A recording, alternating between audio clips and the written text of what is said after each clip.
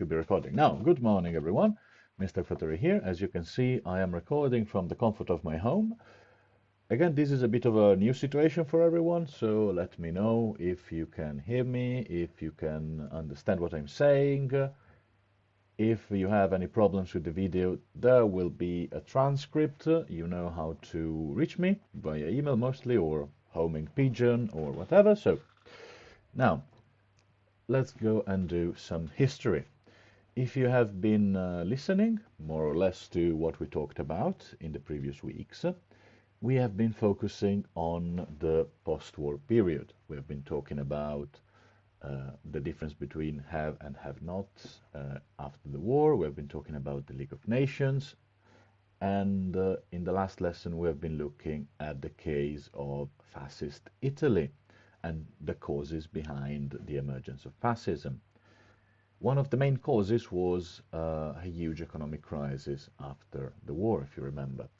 Today we are going to talk about Britain, the Britain in the 1920s, how Britain did after World War I. In the previous lessons, we have looked at the post-war period through the eyes of so-called have-not countries, such as Russia, the Soviet Union, Italy, and Germany. But today we're going to see if Britain, which is generally classified as one of the haves countries, one of the countries that got off the war better than the others, if it actually did, if it was actually better off than them. Now, remember first the distinction between the haves and the have-nots. Now, the haves were the countries that had won the war and that were able to enforce the demands on the defeated nations. Britain and France and the United States, especially the United States. We will look at that in a few lessons.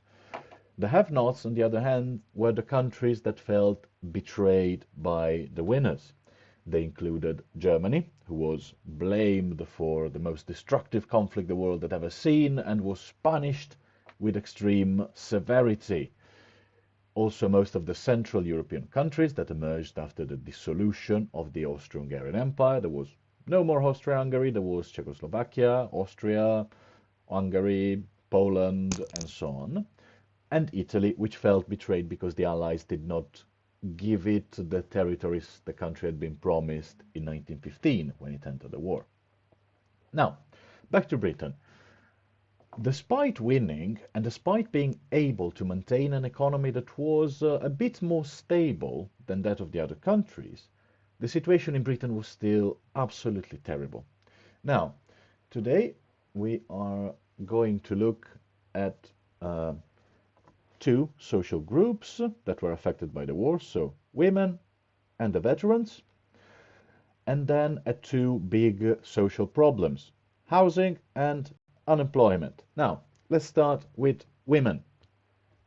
Now, as we said towards the end of last term, women were relatively better off after the war, okay?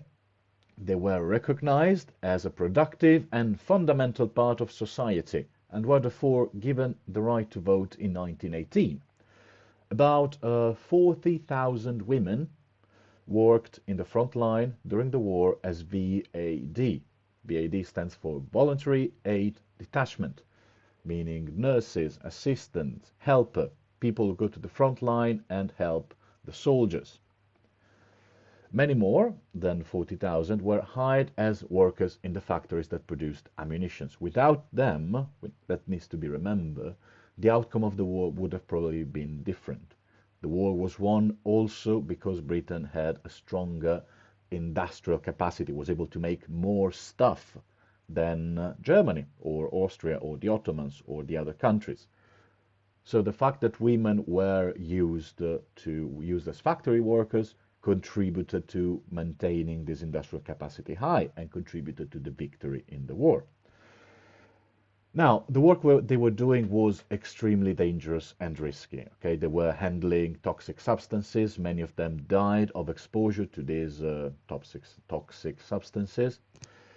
Many of them exploded because when you're handling explosive materials, there's always the risk something is going to blow up. But the government recognized this sacrifice and awarded women with and gave women with the right to vote in 1918. Huge milestone in British history. As we said, because they had been factory workers producing ammunitions, and because they had served in the front line with the VAD, the Voluntary Aid Detachments.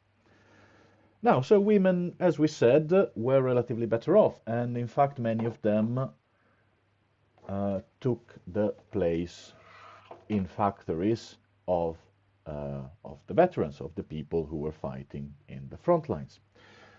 However, veterans did not really feel rewarded for their enormous effort. Remember, it's the First World War we're talking about, okay? About 1 million people died, 2 more million people were wounded, meaning that they lost their limbs, they fractured their organs, they were shell-shocked, so mentally scarred by what they've seen and but what was done to them, and many of them had been hideously disfigured, okay? Now, so many of them could not find a job when they came back, okay? Either the role job did not exist anymore because the economy and technology had moved on, because they'd been replaced by machine, or because they'd been replaced by women, for example. But many of them, we need to remember, never had a job to begin with. They came straight off school, came straight off universities. Many soldiers were in the late teenage years, in their early 20s when they joined the war. They hadn't had the time to have a life outside school, okay? They hadn't had the time to find a job before they were thrown in the trenches, okay? So they came back after living 4 years of their life in the hell of the trenches. They came back to Britain. They had no qualifications, no skills, and they were out of a job. This resulted in a sense of alienation, okay? They felt that they did not belong in the new post-war society. They did not recognize the government and the institution that they had served for years. In a way, they felt, I gave my life for my countries, I gave the best years of my life for these countries, and now I come back, it's peacetime, and there is nothing I can do. I'm forced to live in poverty. They felt abandoned, okay? They felt bitter, angry, and disillusioned. There is a quote from a veteran you will see in the sources below or in the next pages. There are in the transcript. I will never serve my country again. Those were the words of a veteran in 1921, 3 years after the war, 3 years after many veterans were forced to live in poverty. Now, these problems were sort of made worse by the actions of the British government. The British government under David Lloyd George did its very best to support the veterans, okay? He made this very famous speech in which he said, we are going to build a country fit for heroes to live in. We're gonna reward those people who have served our country so well. And they tried. They really tried. However, it was too big of a task for what the government could do. Because remember, governments work with the money that they get through taxes and through international loans. There was not much of that going on at the time because of the increasing levels of poverty.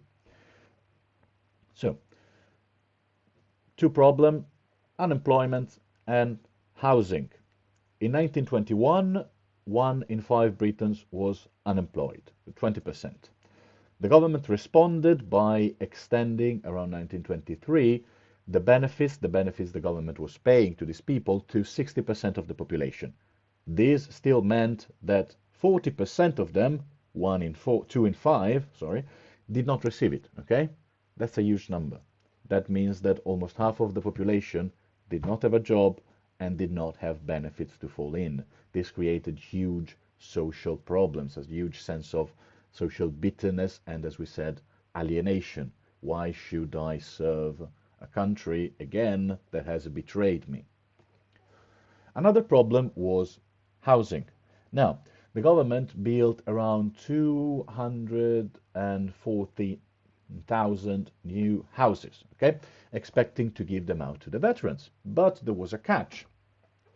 Since most of the veterans, or a huge fraction of the veterans, were unemployed, they could not afford to pay the rent and were forced to live in slums. Now, when did we mention slums? We mentioned slums when talking about Victorian London, we're talking about the Industrial Revolution. We are back to those times. After the economy had grown, after there was a bit of a prosperity increase after the beginning of the Industrial Revolution, we went back to people living in badly built, overcrowded houses, being forced into conditions of almost absolute poverty. Okay? So, what can we say about this? Two main problems: unemployment and the lack of housing, and also the fact that while women were sort of better off after the war, most of the veterans were not, because they did not have a job, because they did not have a solid financial situation behind them, and because the benefits given by the government, the so-called dole, D-O-L-E, was not enough, was absolutely not enough.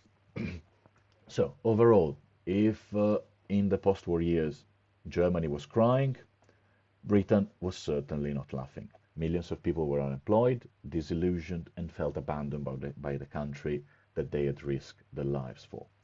Now, if you go to the Google Classroom that I've set up, you will find a quiz in the shape of a Google form, which includes some retrieval activities to retrieve information that we've studied already. Fill the quiz. It's required.